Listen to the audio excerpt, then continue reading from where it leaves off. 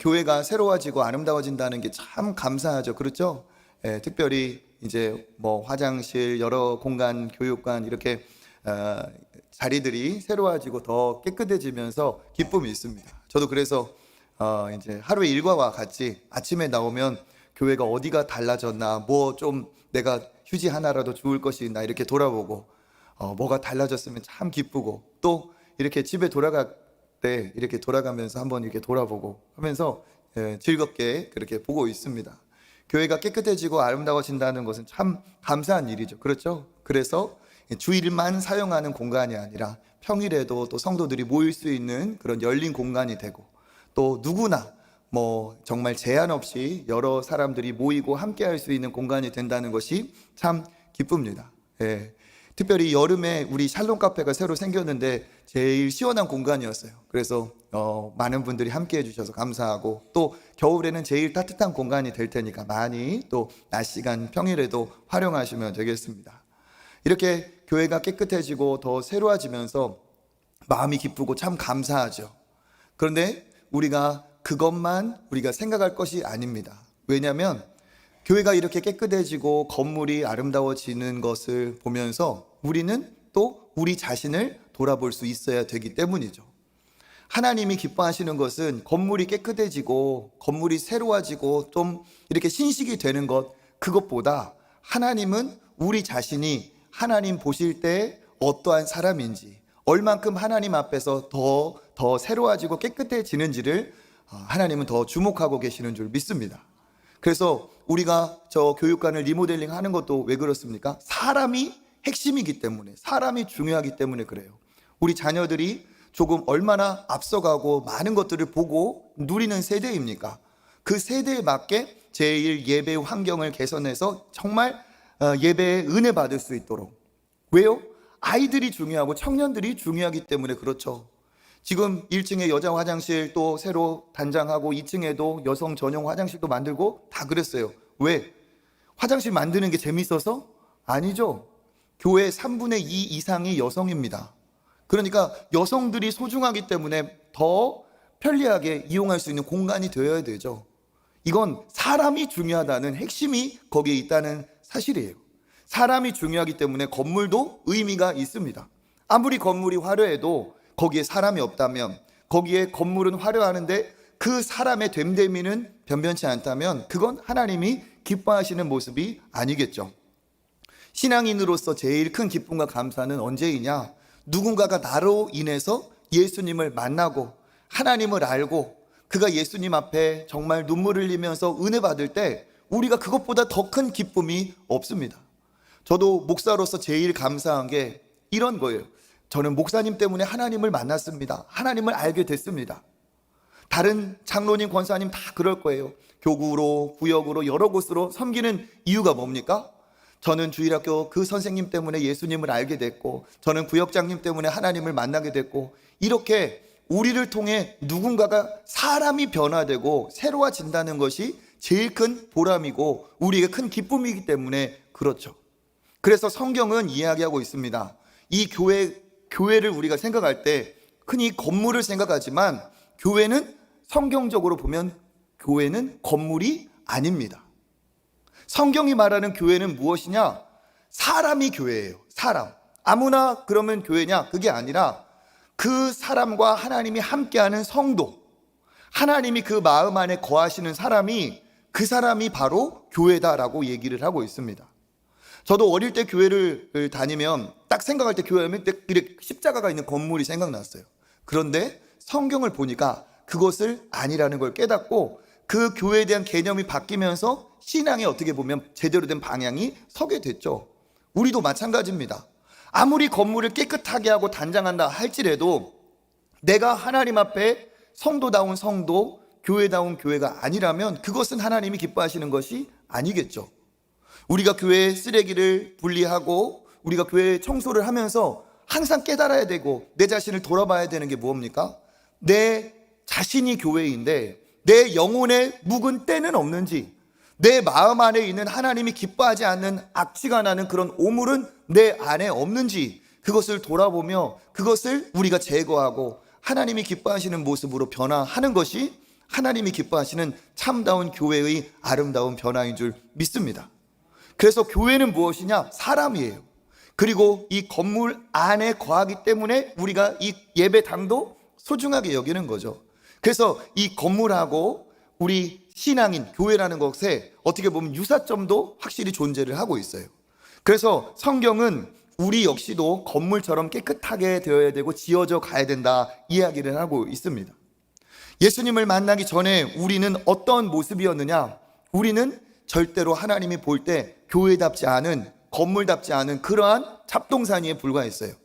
땅으로 치면 생명이 하나도 없는 죽음의 땅, 황무지, 정말 사막과 같은 그러한 것이 바로 우리의 자신, 우리의 과거였습니다. 돌멩이로 치면 죽어있는, 의미 없는, 그냥 나 뒹구는 돌멩이가 우리와 똑같은 그러한 상황이었다는 거예요. 그런데 우리가 하나님이 말씀하시는 교회, 성전으로 어떻게 되었느냐? 그 출발이 베드로전서 2장 4절입니다. 같이 한번 읽어보겠습니다. 사람에게는 버림받았으나 하나님에게는 택하심을 입은 보배로운 산돌이신 예수께 나아가. 아멘. 여기에서 뭐라고 하고 있죠? 누구에게 나아감으로? 예수께 나아감으로. 그러니까 우리가 생명을 얻는 것, 우리가 교회가 되는 것, 교회다운 교회로 우리가 지어지는 출발은 누구에게 나아감으로? 예수께 나아감으로. 그런데 그 예수님을 뭐라고 지금 비유하고 있느냐? 보배로운 산돌. 산돌, 산에 있는 돌이 아니라 살아있는 돌이라고 얘기하고 있어요. 왜 살아있는 돌이라고 하느냐? 그 앞에 보니까 사람들이 그 돌을 버렸다. 그런데 그 돌을 하나님께서 택하셨다 얘기하고 있어요. 이건 무엇을 말하는 것일까요? 그렇죠, 십자가의 사건을 얘기하고 있어요. 사람들은 예수님이 우리를 위해 오신 구원자이신 줄 모르고 예수님을 핍박하고 예수님을 십자가에 못 박기까지, 그러니까 사람에게는 버림바가 되었죠. 그런데 어떻습니까? 하나님은 그를 택하셔서 그를 다시 살리셨어요. 부활의 주님으로 그를 다시 생명을 주셨어요. 그래서 그 예수님이 어떤 분이 되셨느냐? 보배로운 살아있는 돌이 되었다. 왜 돌이라고 했느냐? 건축물에 비유하기 위해서 예수님을 돌이라 비유를 한 거예요. 그런데 이 예수님이 살아있는 돌이라는 것은 어떤 의미냐? 예수님이 그를 살리셨기 때문에 살아있는 모든 돌은 다 죽어 있죠. 그런데 예수님은 생명이 있는 돌이라는 거예요. 생명이 그에게 있다. 그래서 예수님을 보배로운 산 돌이라고 했고, 두 번째 의미는 뭐냐? 그가 살아있는 그 자신으로만 머물지 않고 그가 어때요? 부활의 주님을 믿는 자마다 누구든지 그로 인해서 그와 함께 살아나는 역사가 있기 때문에, 그를 살아있는 돌이기 때문에 산돌, 죽어있는 돌을 살릴 수 있는 능력이 있는 분이기 때문에 산돌이라 얘기를 합니다. 그래서 예수님은 죽음을 이기고 살아난 돌이 되셔서 그가 어떠한 역할을 하셨느냐?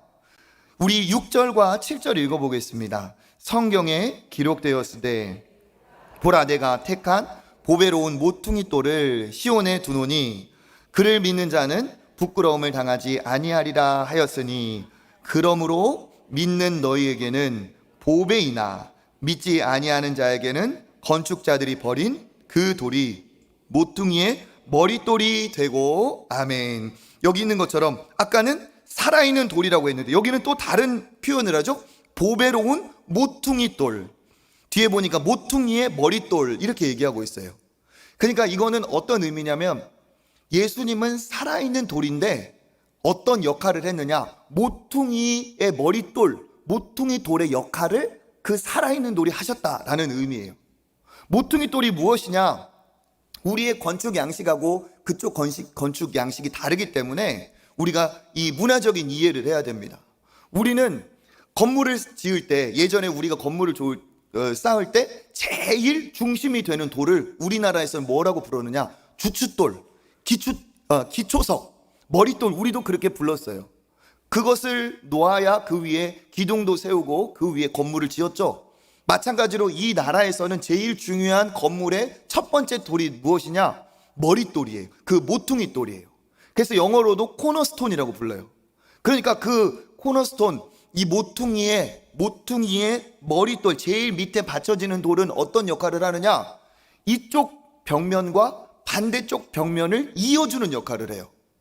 그러니까 양쪽에 힘을 다 받게 되어 있고, 그리고 기둥과 같이 이 돌의 기준을 맞춰서 쌓아가기 때문에 제일 단단한 돌을 거기에 써야 됩니다. 그러니까 예수님이 살아있는 돌인데 그가 모퉁이의 머릿돌이 되셨다 하는 말은 뭐냐? 그가 있음으로써 하나님이 기뻐하시는 성전, 교회, 신령한 집이 그로부터 쌓여졌다. 그로부터 시작이 되었다. 건물의 생명은 그로부터 출발한다 라는 뜻이에요.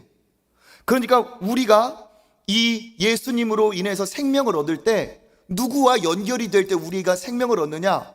살아있는 돌이 머리에 모퉁이 돌이 된 그 예수님과 우리가 어떻게 될 때? 연결이 될 때 우리가 어떻게 된다는 거죠? 지어져 가는 거죠. 우리가 그것으로 인해서 하나님이 기뻐하시는 아름다운 신령한 집으로, 교회로 하나님이 우리를 세워가신다는 거예요. 그러면 다른 돌은 어떠냐? 다른 돌은 능력이 없어요. 그 정도의 우리를 살릴 능력, 하나님이 기뻐하시는 신령한 집을 지을 능력이 이 예수님 외에는 없습니다. 우리도 그 자리에 다른 돌이 들어갈 때 부실해서 무너질 수가 있고, 크기가 맞지 않아서 그 힘 하중을 받지 못할 수도 있죠. 강도가 약해서 크기는 맞는데 부서져 버릴 수 있죠. 거기에는 아주 딱 맞는 돌이 들어가야 돼요. 마찬가지로 우리를 살게 하는 그 주춧돌, 우리를 살게 하는 머릿돌은 오직 다른 돌이 아닌 예수님밖에 없다는 사실입니다. 그래서 이 얘기를 베드로 전서니까 베드로가 기록을 했죠. 이 내용 그대로를 한번 설교할 때 선포한 적이 있어요. 언제냐? 성령 충만하여서 성전으로 가는 중에 안진뱅이, 나면서부터 안진뱅이가 베드로를 쳐다보면서 구걸을 하려고 했죠. 그때 베드로가 뭐라고 했습니까? 은과 금은 내게 없지만 내게 있는 것으로 너에게 준다. 예수 그리스도 이름으로 일어나 걸으라 하면서 그를 일으키니까 그가 나와버렸어요. 그때 사람들이 모여들었고 그 소동에 베드로와 요한을 그 지도자들이 모아서 신문을 할 때 사람들이 둘러 있었어요.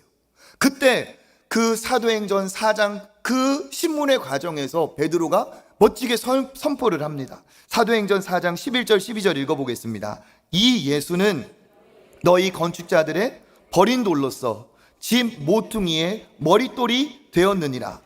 다른 이로서는 구원을 받을 수 없나니 천하 사람 중에 구원을 받을 만한 다른 이름을 우리에게 주신 일이 없음이라 하였더라. 아멘. 여기서 뭐라고 말합니까? 사람들이 버렸지만 건축자들이 버린 그 돌을 하나님께서 모퉁이의 머릿돌이 되게 하셨다. 그러니까 예수님만이 모퉁이에 올바른 건물이 서게 하는, 하나님이 기뻐하시는 집을 짓는 최초의, 그리고 최고의 유일한 기초석이다 얘기를 하고 있어요. 다른 돌로는 될 수가 없다. 그러면서 12절에 뭐라고 합니까? 다른 이로서는 구원을 받을 수 없나니 천하 인간 중에 누구도 예수님 외에는 구원을 받을 이름이 우리에게 없다 얘기하고 있어요.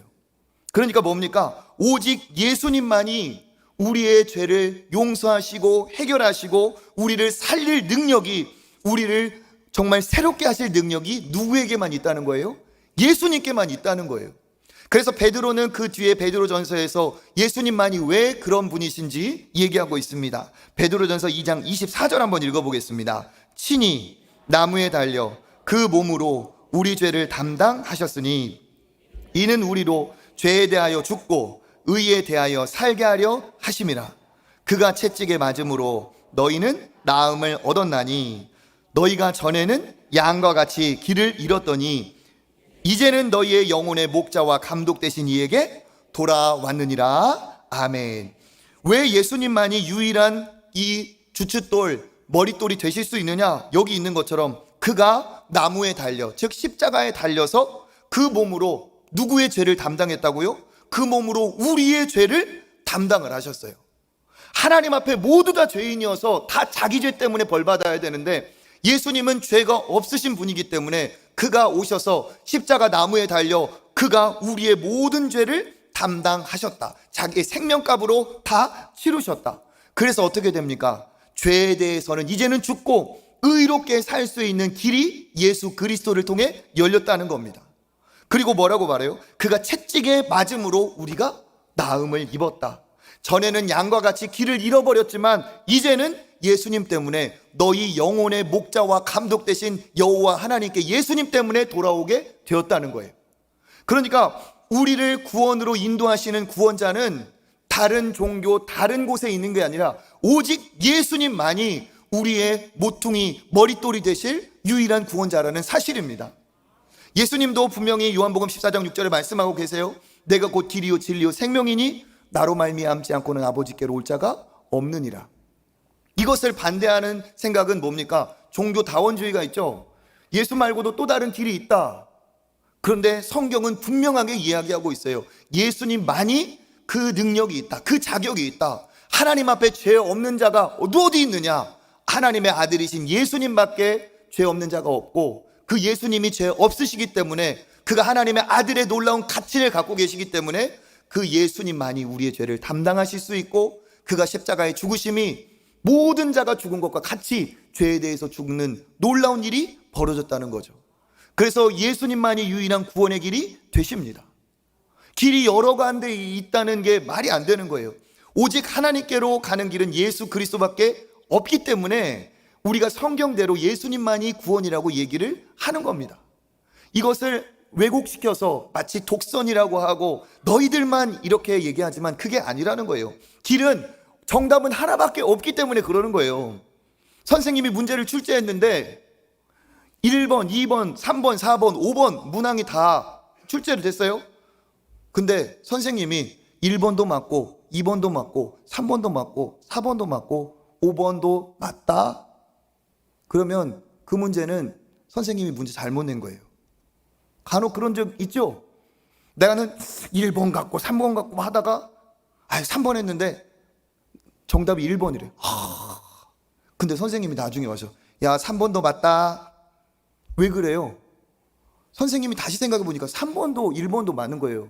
근데 보세요, 실수로 그런 일이 벌어지지. 그런데 1번부터 모든 사지선자, 오지선다가 다 맞는다면 그건 문제가 잘못된 거예요. 진리의 길, 생명의 길, 구원의 길은 오직 예수 그리스도밖에 없어요.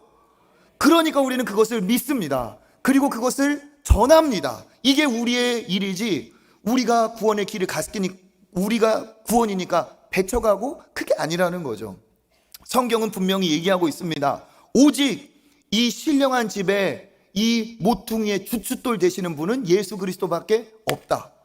그러니까 이 예수 그리스도와 연결이 될 때 어떤 일이 벌어지느냐? 이 예수 그리스도로부터, 산 돌이신 예수 그리스도로부터 내가 영원한 생명을 얻고, 그리고 그 생명이 나를 살게 하고 기쁘게 하고 하늘의 소망을 갖게 하고 오늘을 사는데 오늘의 힘이 되고 원동력이 되고 고난과 어려움도 이겨낼 수 있는 원천이 됩니다.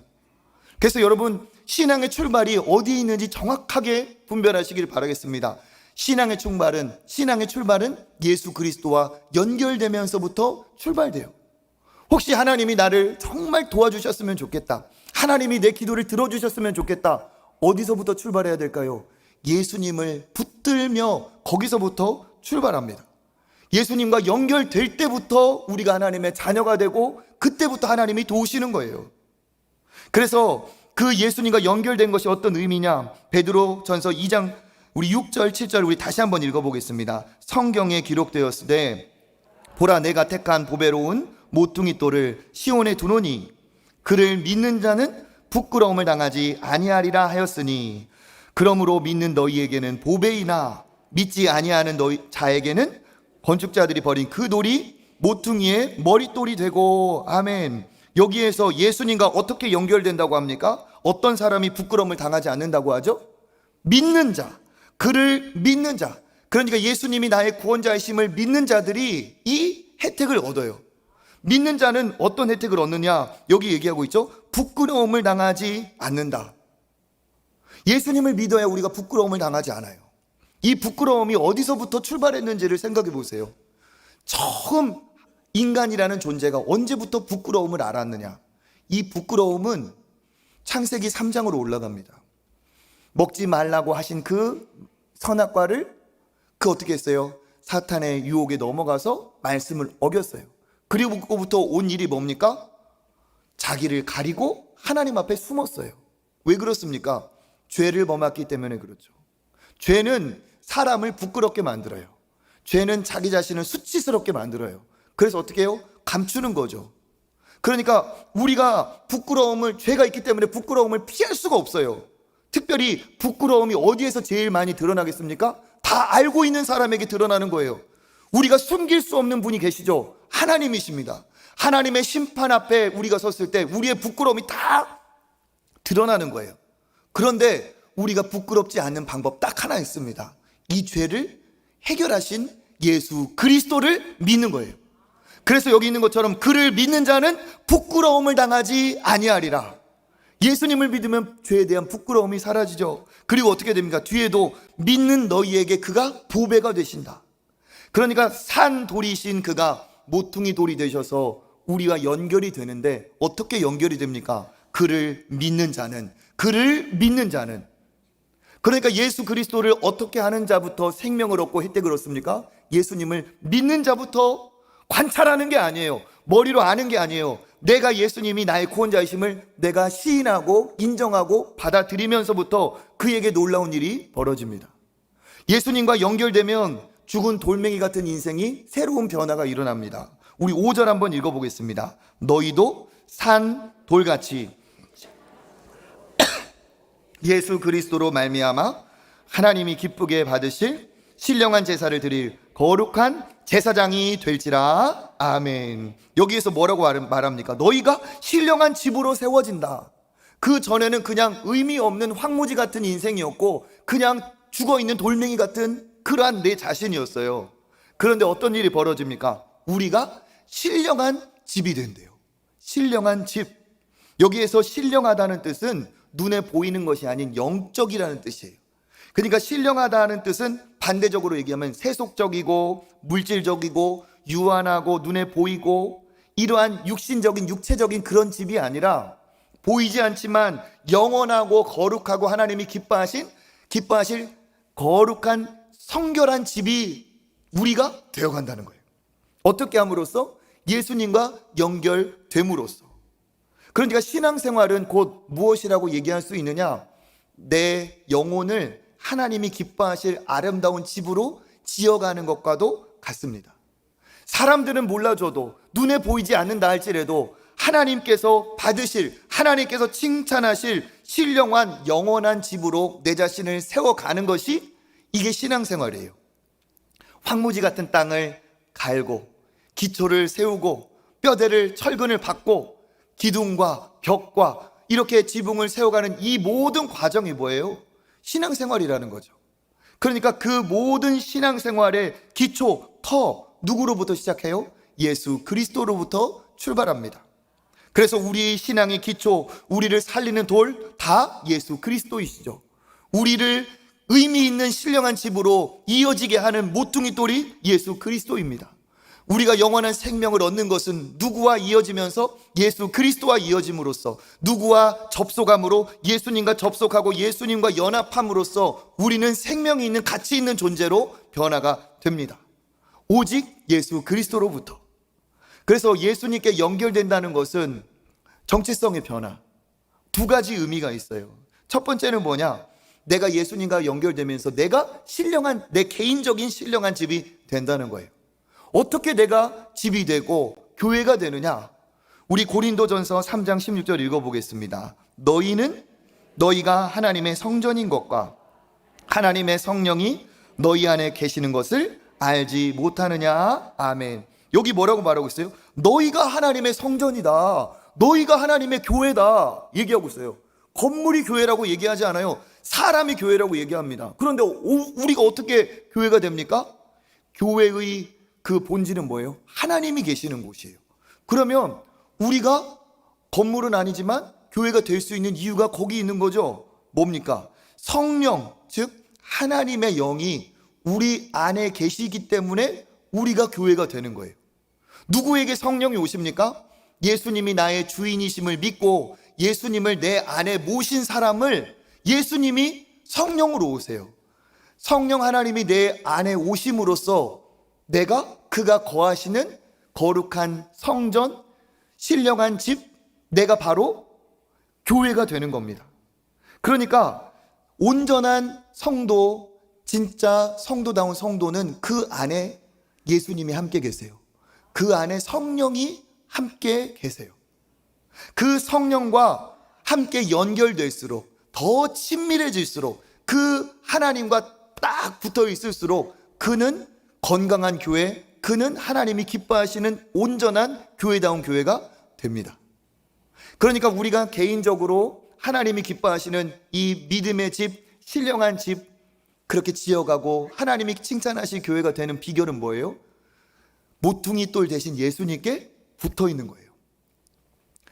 잘 붙어 있을수록 그 사람은 하나님이 기뻐하시는 신앙인이에요. 교회다운 교회예요. 제가 이렇게 화장실이나 이렇게 그 공사하는 걸 봤는데 그 기술자들, 건축 기술자들의 기술이 참 너무 기가 막히더라고요. 이게 타일을 특별히 붙이는 걸 제가 유심히 이렇게 본 적이 있습니다. 네, 여자 화장실. 네, 이상하게 생각하지 마세요. 여성들을 제가 진짜 존중하기 때문에 여성 화장실이 얼마나 깨끗하게 되나 하면서 막 이렇게 봤어요. 타일을 이렇게 붙이는데 타일이 잘 붙도록 이렇게 그 면을 거칠거칠하게, 왜냐면 매끈하면 잘 붙지 않으니까 거칠거칠하게 표면을 먼저 만들고 그 다음에 타일을 딱 떼어서 그 위에다가 시멘트를 잘 배합해 가지고 딱 올려요. 그리고 나서 딱 붙입니다. 그리고 나서 띄면 어떻게 될까요? 톡 떨어져. 진짜 떨어지는 것도 있더라고요. 그러니까 어떻게 해야겠어요? 안 떨어지게 계속 밑에부터 지지하면서 이렇게 올라가는 거예요. 그런데 이거를 붙이고 나서 서로 고정이 될 수 있도록 그 줄 눈이 있잖아요. 거기를 딱 봐서 이렇게 작은, 보니까 나무 조각인지 아니면 플라스틱인지 그거를 쐐기처럼 서로 힘을 받도록 고정을 시켜서 딱 눌러 놓더라고. 그러니까 타일 눈 사이에 딱딱 고정되니까 이 타일이 타일르지 않아도 잘 붙어 있어요. 네. 죄송합니다. 타일이 잘 붙어 있어요. 그래가지고 와, 신기하다. 만약에 그냥 됐으면 떨어졌을 텐데. 그러고 나고 하루가 지나니까 딱 붙어 있어요.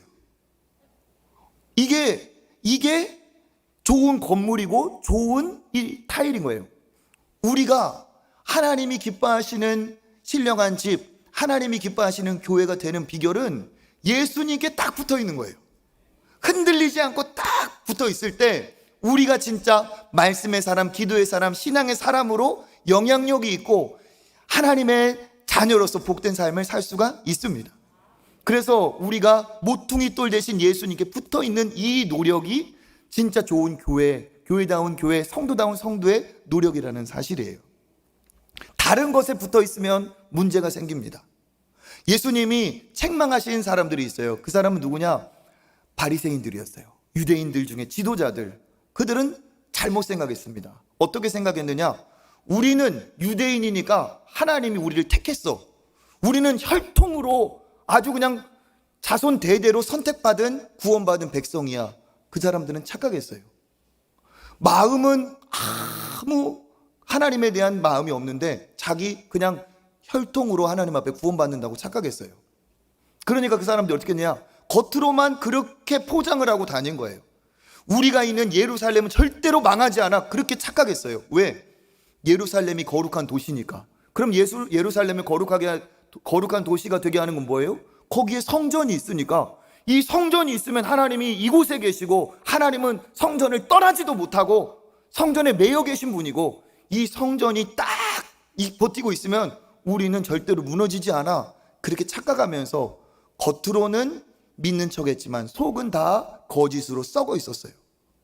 그들은 예수 그리스도께 붙어 있지 않고 그들은 자기들의 전통에 잘못된 것에 붙어 있었어요. 우리는 어떻게 돼야겠습니까? 예수 본질에 붙어 있어야겠죠. 예수님께 붙어 있다는 것은 곧 누구에게 무엇에 붙어 있다는 말이냐? 하나님의 말씀에 붙어 있다는 거예요. 하나님의 말씀을 내 삶의 기준으로 원칙으로 삼고 말씀대로 살아가는 것이 말씀이 육신이 되어 오신 예수 그리스도께 붙어 있는 겁니다. 그러니까 우리의 신앙은 무엇이 본질이고 기준이 되고 무엇으로 우리가 믿음의 삶을 살아야 되느냐? 하나님의 말씀에 붙들린 삶을 살아야 돼요. 말씀에 붙들린 삶을 살 때 하나님은 우리를 진짜 깨끗한 거룩한 하나님이 기뻐하시는 교회다운 교회, 신령한 집으로 인정하실 줄 믿습니다. 그러니까 교회 청소만 열심히 할 게 아니라 내 안에, 내 자신의 하나님이 기뻐하지 않는 모습이 있다면, 그래, 내가 교회지. 말씀에 비추어 보니까 내가 이것을 고쳐야겠구나. 말씀에 비추어 보니까 내가 이것을 노력해야겠구나. 이것이 바로 예수 그리스도 말씀 본질에 붙어있는 진짜 신앙인다운 신앙인인 줄 믿습니다. 다른 것에 매여 있으면 안 돼요. 10년이 지나고 20년이 되고 내 신앙이, 교회가 그렇게 될수록 우리가 변질될 우려가 있습니까? 없습니까? 있어요.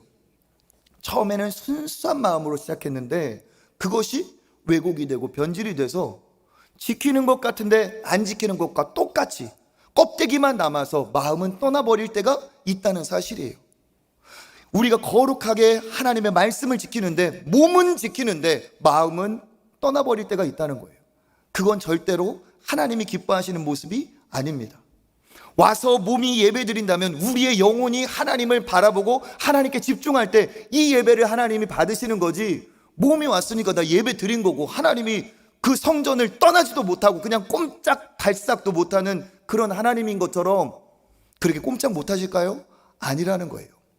오히려 시간이 갈수록 우리는 더 말씀에 집중하고 말씀으로 우리를 돌아봐서 하나님이 기뻐하시는 모습이 되어야 될 줄 믿습니다. 저도 노력하고 있어요. 이제 신학교에 가고 돌아보니까 20년 이상 됐어요. 그리고 목사 된 지도 10년도 훨 넘었어요. 처음 하나님 앞에 결단할 때, 은혜 받았을 때, 목사 안수 받았을 때 첫 마음이 있었을 거 아니에요. 그렇죠? 그 마음이 어떤 마음이었을까요? 깨끗한 마음이었을 거예요. 그 마음을 얼마나 지키느냐가 내가 목사다운 목사, 성도다운 성도가 되는 비결이겠죠. 저도 부목사 때부터 막 지키려고 노력을 하고 있어요. 여러분도 아마 저를 위해 그렇게 기도하실 겁니다. 새로 오신 목사님이 참 처음 얼마나 저렇게 열심히 잘하시냐. 진짜 변하지 않으셔야 될 텐데, 저게 10년이 가고 20년이 가야 될 텐데, 그 생각 하세요? 안 하세요? 하시죠? 변할까요? 안 변할까요? 기도해 주세요. 안 변할 테니까. 그렇죠. 주님 만났을 때, 부름받았을 때 그 마음이 안 변해야 그게 하나님 보실 때 기쁜 거잖아요. 마음이, 껍데기가 아니라. 그런데 여러분 생각해 보세요. 저만 안 변하면 됩니까? 우리 장로님, 권사님, 안수집사님, 여기 계신 성도님들, 여러분들은 안 변하실 거예요? 변하실 거예요? 나 혼자는 못 갑니다. 억울해서. 우리 다 같이 변하지 말아야지. 그죠? 다 같이 하나님 보실 때 순수해야지. 10년 동안 믿었으면 10년 동안 때 타는 것이 아니라 10년 동안 말씀에 비추어서 내 자신을 돌아보고 거룩하고 깨끗하게 그렇게 여과시키고 걸러내서 10년 믿었으면 10년 믿은 것만큼 깨끗해져야지. 교회가 20년 되고 30년 됐으면 30년 된 교회답게 더 하나님이 기뻐하시는 교회로 서야지. 전통만 남아서 사람들의 그냥 지금까지 해왔던 습관만 남아서 우리 교회는 이런 거 해본 적 없어, 나는 그렇게 해본 적 없어, 앞으로도 안 할 거야. 그게 본질이 아니에요.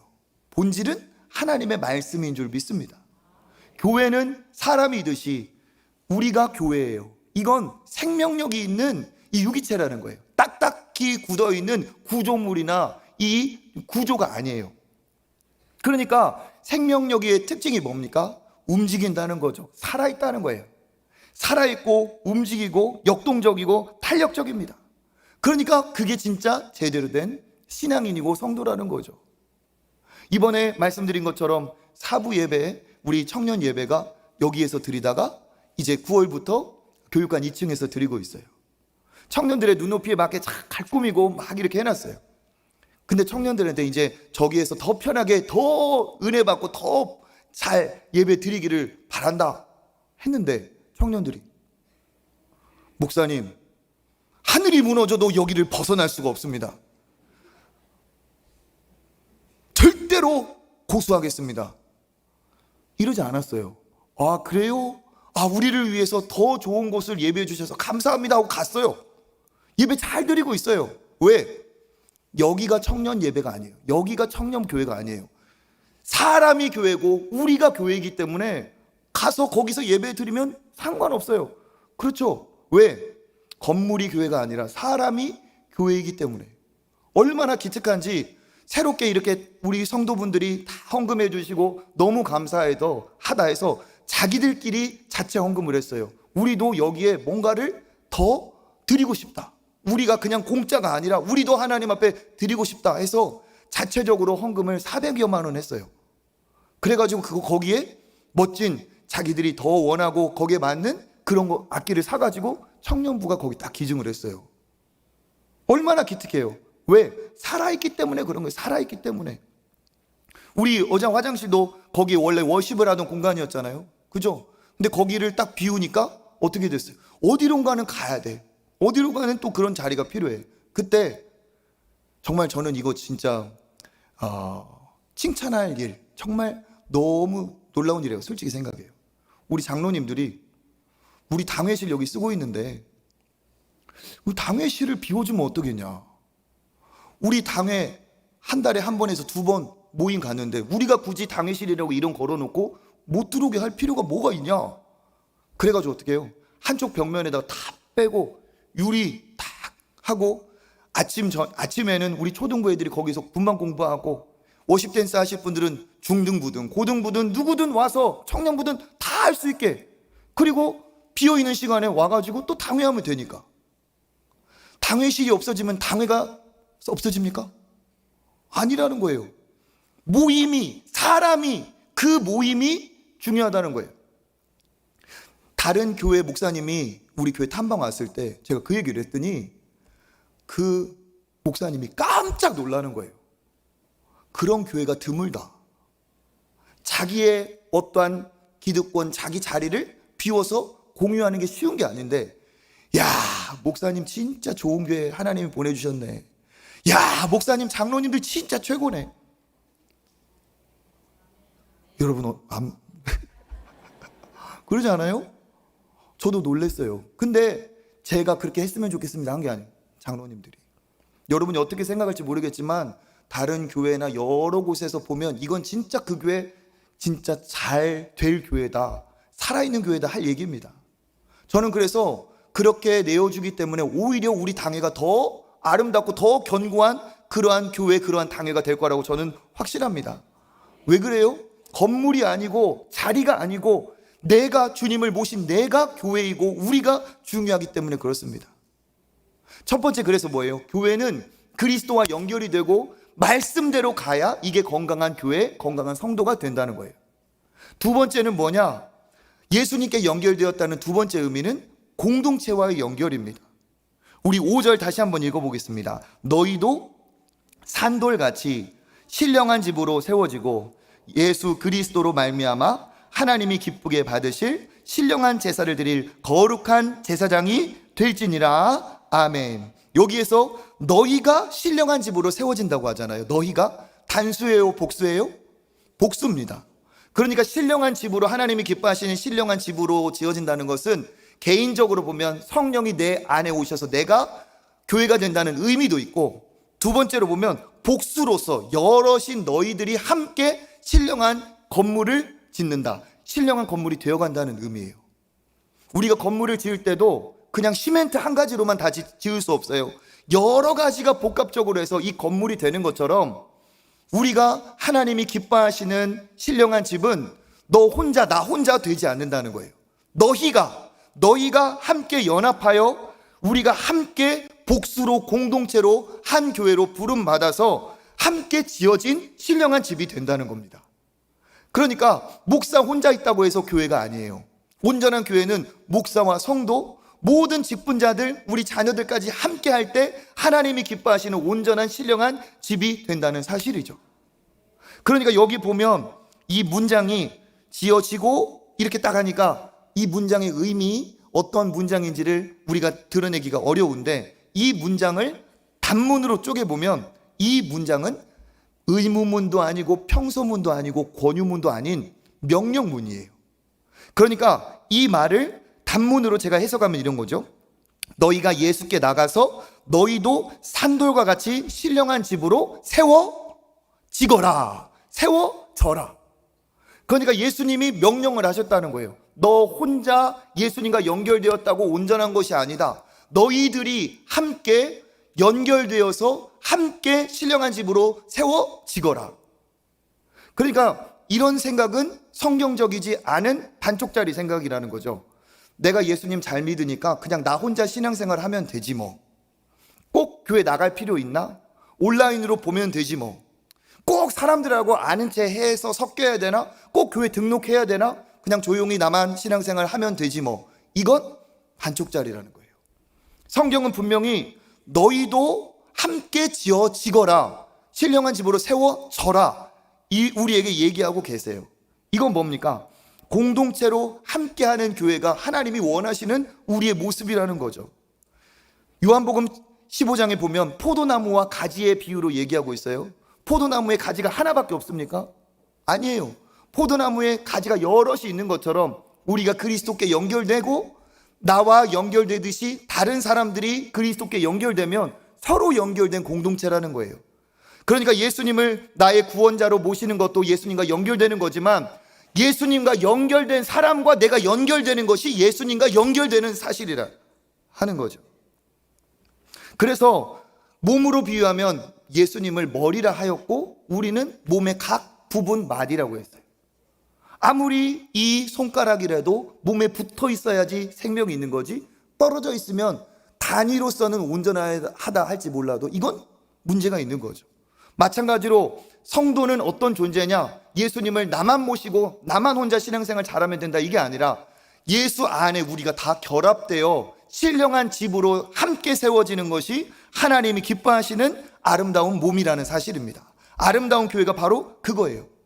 그래서 올바른 성도는 두 가지의 연합이 필수적입니다. 첫 번째, 개인적으로 영적인 예수 그리스도와 나와의 연합.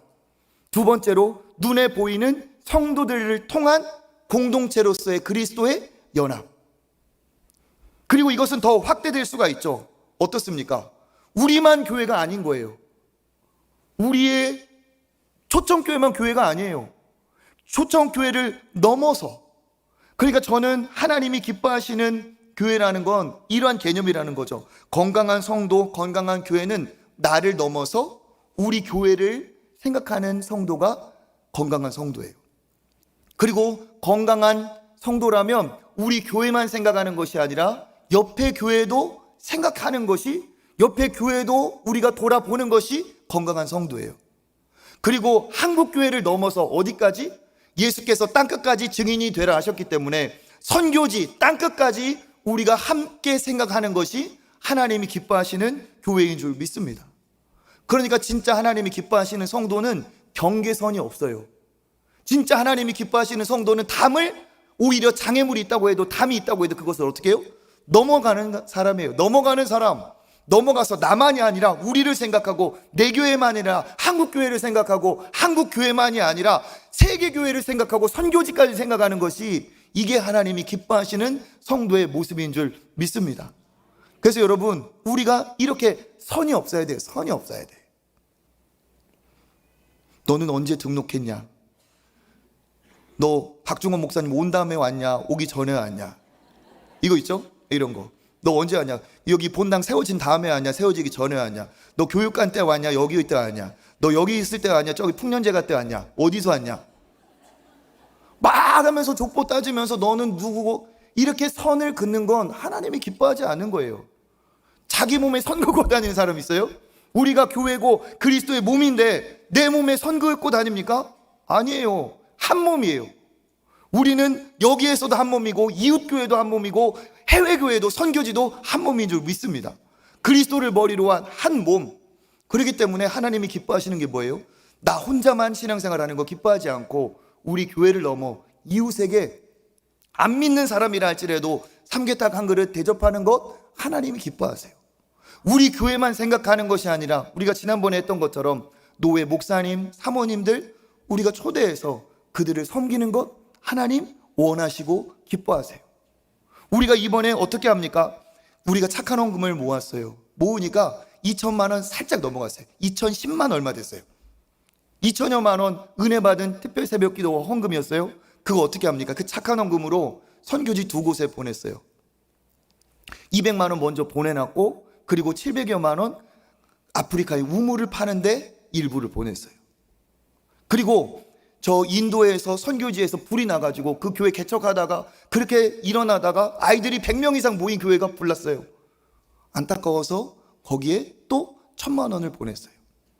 그리고 우리 교육관의 음향 장비를 위해 나머지 보내고, 또 제주 초청교회 악기가 하나 어렵다고 해가지고 거기도 100만 원 보냈어요. 전에 다 그렇게 했어요. 동참해 주신 분들께 감사를 드리며 앞으로 우리 교회가 그런 교회 되었으면 참 좋겠습니다. 여기도 디딤돌 장학금 하잖아요. 이게 뭡니까?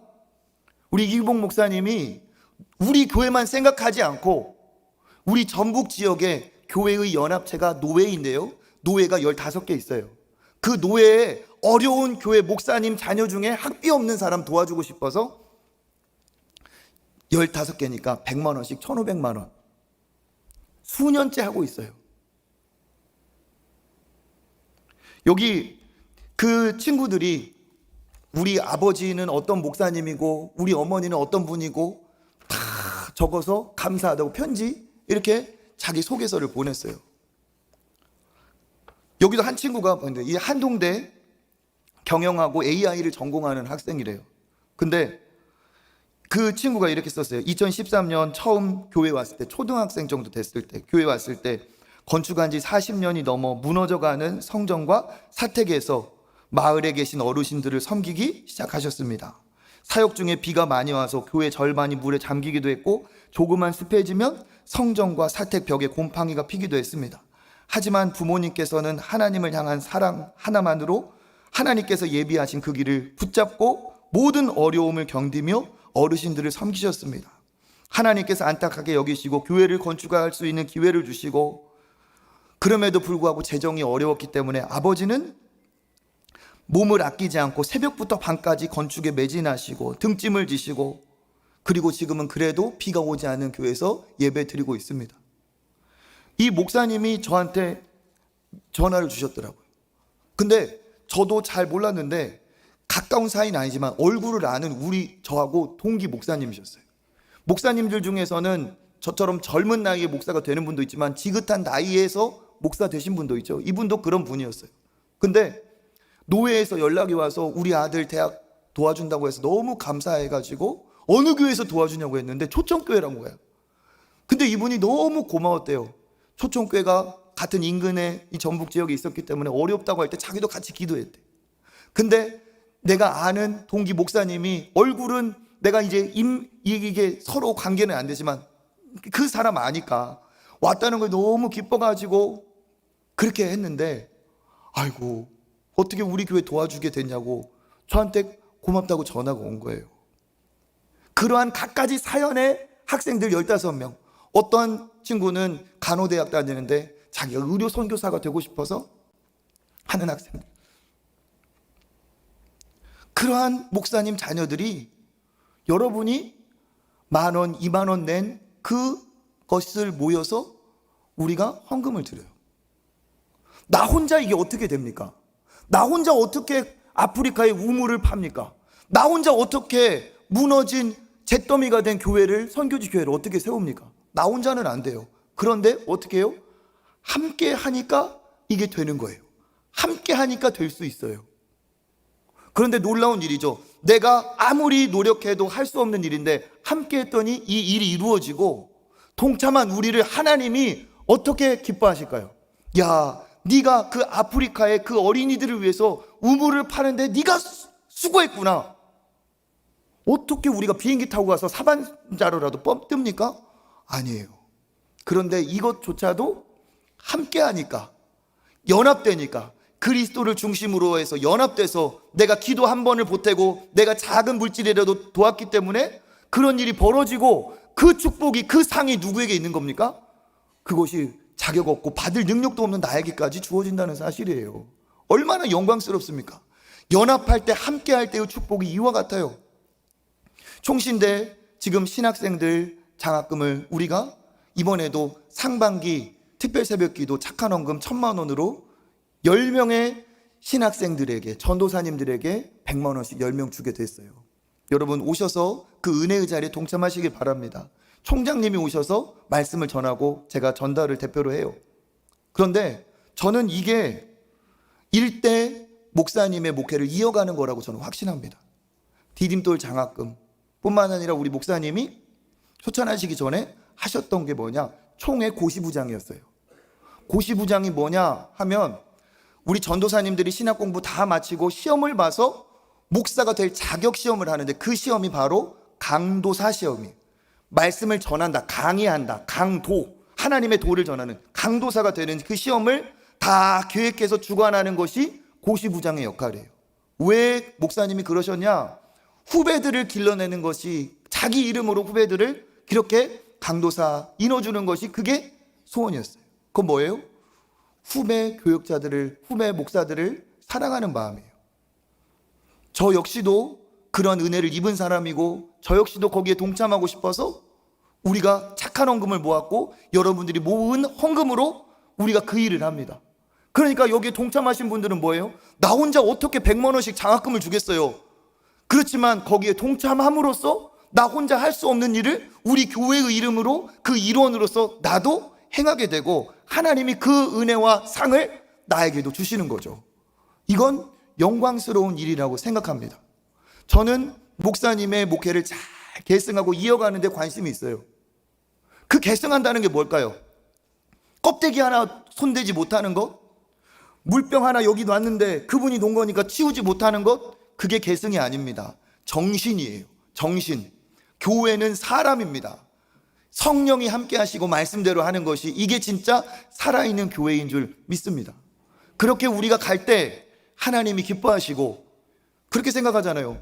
그 교회는 뭐가 어려워서 이렇게 우리가 도와주지 않으면 안 되냐, 제 자신을 돌아보게 되는 거예요. 근데 나는 무엇을 생각하느냐? 하나님 도와줄 수 있는 교회 되게 하신 것 감사합니다. 그리고 더 도와줄 수 있는 교회 되게 해주십시오. 도움이 필요한 곳이 있기 때문에 우리도 가난하게 살아야 된다, 그게 아니라는 거예요. 그런 곳이 있기 때문에 우리는 더 은혜 받고 더 하나님의 복을 받고 하나님이 주신 은혜를 흘려보내는 역할도 우리가 해야 된다는 겁니다. 그게 우리의 사명인 줄 믿습니다. 여기에 우리가 하나가 될 때 하나님은 더 크게 기뻐하여 주실 줄 믿습니다. 그래서 제가 언제 특별 새벽 기도 기간에 했던 것처럼 저는 우리 교회가 진짜 항공모함 같은 교회가 되었으면 좋겠어요. 껍데기 크기를 말하는 게 아닙니다. 항공모함은 움직이는 기지라고 하죠. 어려움이 있는 곳에 항공모함이 뜨면 거기에 미사일이 날아가고 거기에 비행기가 날아가요. 그래서 어떻게 돼요? 그 전쟁이 다시 반전을 일으키죠. 우리 교회가 움직이는 영적 항공모함이 돼서 어려운 교회, 선교지, 하나님이 원하시는 곳에 미사일을 보내고 전투병력을 보내듯이 선교팀을 보내고 은혜를 보내고 물질을 보내서 하나님이 기뻐하시는 곳에 쓰임받는다면 그것이 하나님이 기뻐하시는 겁니다.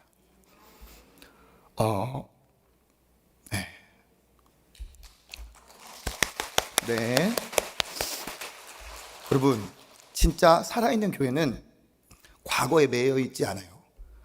말씀에 매여 있는 교회입니다. 진짜 살아있는 교회는 그리스도와 연합된 교회. 그리스도와 연합돼서 내가 그리스도는 아니지만 나를 통해 그리스도가 드러나면 그게 교회의 존재 이유예요. 건물이 교회가 아니라 내가 교회입니다. 내가 새로워지면 세상이 바뀌어요. 내가 새로워지면 하나님께서 기뻐하여 주실 줄 믿습니다. 그래서 오늘 말씀은 핵심은 그거예요. 예수님과 연결된, 살아있는 돌과 연결된 믿음의 사람이 되라는 거. 두 번째는 뭡니까? 혼자는 안 된다는 거예요. 같이 할 때 외롭지 않고 두렵지 않고 안전하고 하나님이 함께 하시고 더 큰 위로와 더 큰 성과가 있을 줄 믿습니다. 그래서 하나님 안에서 이렇게 연결되고 신령한 집으로 지어지는 그런 교회가 되시기를 축복합니다. 다음 주에 이어서 그런 내용을 조금 더 나누도록 하겠습니다.